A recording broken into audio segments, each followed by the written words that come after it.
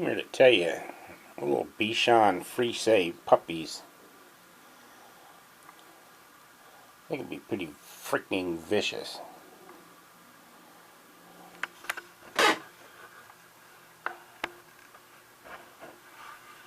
It's Strib getting eaten up by dogs. God, you should see my other arm. But it wasn't a dog that did that one. It was me falling out of bed.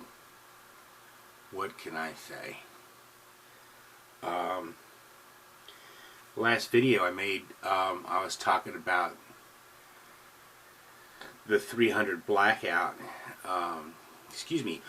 I'm getting over a cold that I built, and I wanted to give you an update on it for a couple of different reasons. Number one, I took it out and shot it, and that was fun. It's got a pretty cheap, like kind of an unknown quantity bolt carrier group in it, and I wasn't real sure how well that was going to work out, but it worked as slick as could be. I put the 20 round magazine, no problems. It shot fast. It shot pretty accurate. I was real happy with it. I intend on shooting it a lot more. I talked about the fact that the caliber that it's in, it's a 330 caliber, uses the same projectile as a 308 NATO round, just within a smaller package, and its appropriateness for it's a much lower round as a result. A 5.56 round, it travels about 3,000 feet per second, and a 300 blackout round is sort of lumbering by comparison at about 1,800 or 1,900 feet per second. But it's a big fat round, and it delivers a fair amount of energy downrange, and it's very appropriate for deer hunting. I don't hunt deer.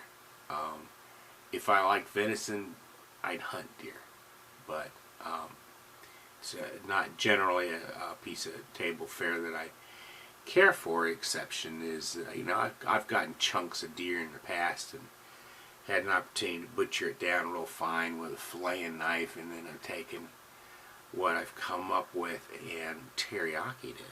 And teriyaki venison is really good. But it's, it'd be like duck or something. It'd be something I'd only want to eat about once a year. You certainly wouldn't want to knock down a 150, 200 pound animal just to have teriyaki every now and then. But it is also appropriate, my understanding, for hunting hogs. And that's something that I've always wanted to do, because piggies are, with the exception maybe of peccaries, they're invasive species. Okay, they're not supposed to be here, and there are parts of the country that are just getting overrun with feral pigs. Texas, Arkansas, causing enormous amounts of crop damage. And I'm thinking, boy, if I lived out there, I would just be eating pork all the time. Well, you know what? I eat pork all the time anyway. I eat, for better or for worse, it's probably going to kill me, but I have pork sausage on a biscuit every morning for breakfast, and maybe it's time for me to start making some of my own pork sausage. Well, here's the idea. I'm so happy with the 300 blackout that I've decided to take it on a hunt. I'm hoping to go to the Spartan Hunting Preserve in East Tennessee, which is really close to where my daughter lives, actually. And it's a hunting preserve, but it's one of the better ones, because generally speaking, you're stalking your game. It's full of gigantic hogzilla pigs They have Russian wild boars out there, a whole bunch of other exotic species as well.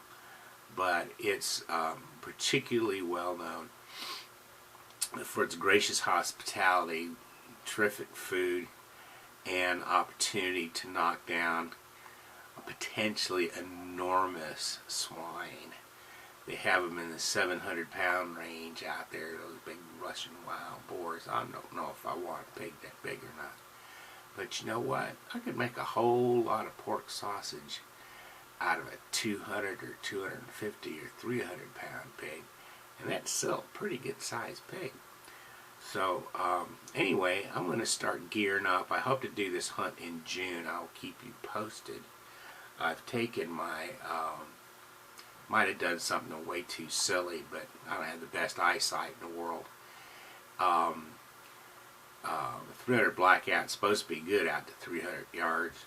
So I took that rifle that I showed you last week and I put a big old, I mean we're talking big old piece of glass on the top of it. Let me show you.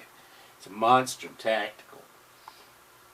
One of my two favorite companies on account of their, the prices on the products are real reasonable. The other one that I like to do business with is Ozark Armament. So anyway, you've seen most of this rifle, but look at the size of the scope. Ugh. Yeah. Overscoped? Not with my beady little piggy eyes. It's a 6, no. Yeah. It's a 6x18 variable power with a 60, no, it's a 50 aperture in the front. And that's a pretty good light gatherer. I'm figuring that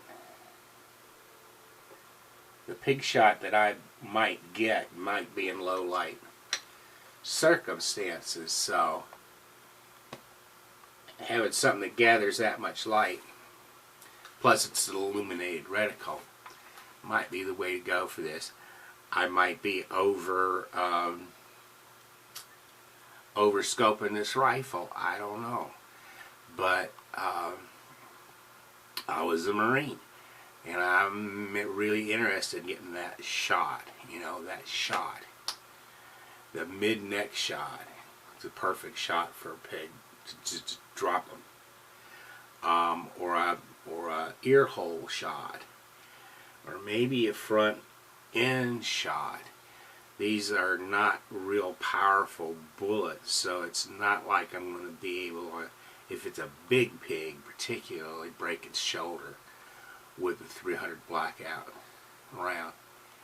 But anyway, that's what I wanted to let you know what was going on with me and what was going on with my latest adventures in firearms. I'll keep you posted. The next thing I'm going to do, since I always wanted to do this anyway and I've never had an excuse to do it, is to take this rifle out and spray paint it. Do a little camo work on it. Nothing fancy. But just break up the outline of it, make it anything but black. And I'll let you know how that goes too. I might even actually go outside and film that. The weather's getting fantastic here in Kentucky in the spring, and it's a time when young men's fancy used to turn turkey hunting in back in the day, but I can't do that no more. I'm going to sit in a blind in June, and I'm going to knock down a big ass pig, and I'll let you know all about it. So thanks for stopping by, and keep up the faith. Talk to you later. Where's my button?